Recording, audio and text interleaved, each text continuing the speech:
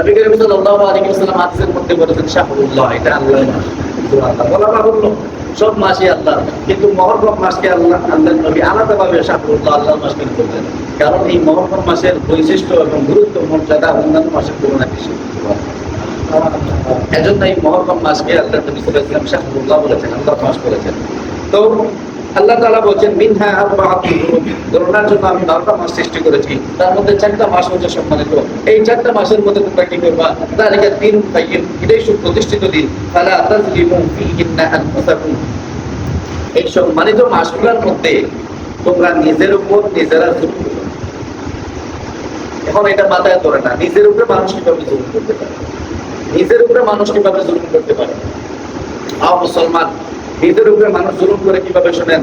যেই ব্যক্তি নামাজ পড়ে না সে নিজের উপর জুলুম করে। কারণ নামাজ না পড়লে তার এই নফসটা, তার এই শরীরটা, তার এই বডিটা একসময় জাহান্নামের আগুনে দগ্ধ হবে, জাহান্নামের আগুনে পড়বে, জাহান্নামে যাওয়া লাগবে, জাহান্নামের শাস্তি ভোগ করা লাগবে, কবরের শাস্তি ভোগ করা লাগবে। তার মানে নামাজ ছেড়ে দিয়া সে নিজের উপর সে নিজে জুলুম করতেছে।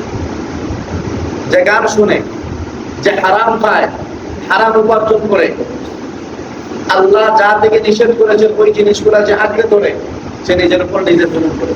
তো আল্লাহ তাআলা বললেন ফালা তাযলিমু ফীহিন্না আনফুসাকুম, তোমরা এই মাসগুলোর মধ্যে, এই সম্মানী মাসগুলোর মধ্যে নিজের উপর জুলুম করো না। সারা জীবন টিভি দেখছো, এই একটা মাস বন্ধ করে দাও, টিভি আর দেখিও না। সারা জীবন গান শুনছো, এই মাস গান শোনা বন্ধ করে দাও, নিজের উপর জুলুম করো না।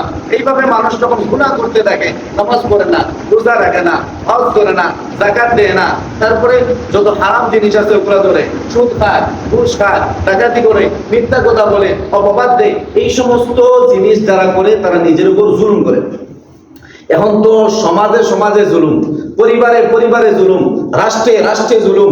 এমন কোনো জায়গা নাই, এমন কোনো বিঘা নাই যেখানে জুলুম নাই। আমাদের নিজেদের মাঝে জুলুম, সমাজের মাঝে জুলুম, ভাইয়ে ভাইয়ের উপর করে জুলুম, তারপরে স্বামী স্ত্রীর উপর জুলুম, স্ত্রী স্বামীর উপর, সন্তান পিতামাতার উপর, পিতামাতা সন্তানের উপর, এইভাবে পরিবারে পরিবারে জুলুম, এক পরিবার আরেক পরিবারের উপর জুলুম। গ্রামের মধ্যে, মহল্লার মধ্যে, পাড়ার মধ্যে, প্রত্যেকটা জায়গায়, হর জায়গায় জুলুম, সমাজের মধ্যে জুলুম, রাষ্ট্রের মধ্যে জুলুম। পৃথিবীর এমন কোনো জায়গা নাই যেখানে জুলুম নাই। এই কারণে তো আমরা শান্তি খুঁজি কিন্তু শান্তি পাই না, কারণ সব জায়গায় জুলুম। আর মানুষ যখন জালিম হয়ে যায়, জুলুমকারী হয়, তখন আল্লাহ তাআলা তাদের উপর শান্তি দেয় না, রহমত বর্ষিত করে না। কারণ জালিমদের উপর রহমত হয় না। লানাতুল্লাহি আলাল যালিমিন, জালেমদের উপর আল্লাহ লানত। জালেমদের উপর কি ভাই? আল্লাহ লানত। শান্তি পাবেন কোথায়? কোন জায়গাতে শান্তি নাই। তার মানে আল্লাহ বললেন এই মাসগুলোর মধ্যে তোমরা কি ছেড়ে দাও? এই মাসগুলোর মধ্যে তোমরা নিজেদের উপর জুলুম করা ছেড়ে দাও।